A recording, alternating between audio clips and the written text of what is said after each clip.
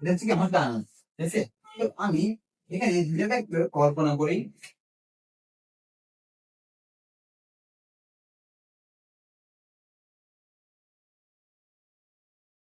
B vector যদি আমি এ cross B করি, এ ক্রস বি,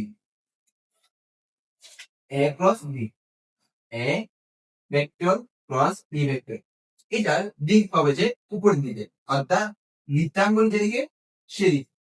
তাহলে এ ক্রস বি এর লম্ব দিকে একক ভেক্টর হচ্ছে কি এটা, এটা দ্বারা কি বোঝায়? দিক বোঝায়। তাহলে এটার মান হবে যে plus A vector cross B vector divide by A vector cross B vector মূল্যায়ন।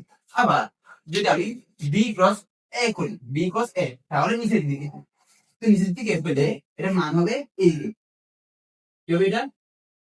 Minus theta. উপরে যদি প্লাস হয় তাহলে নিচেরটা হবে কি? মাইনাস। অর্থাৎ নিচের দিকে লম্ব দিকে একক ভেক্টর হবে যে minus A vector cross B vector divide by modulus A vector cross B vector modulus. অর্থাৎ আমরা বলতে পারি যে এটা equal to plus minus A vector cross B vector divide by A vector cross B vector modulus.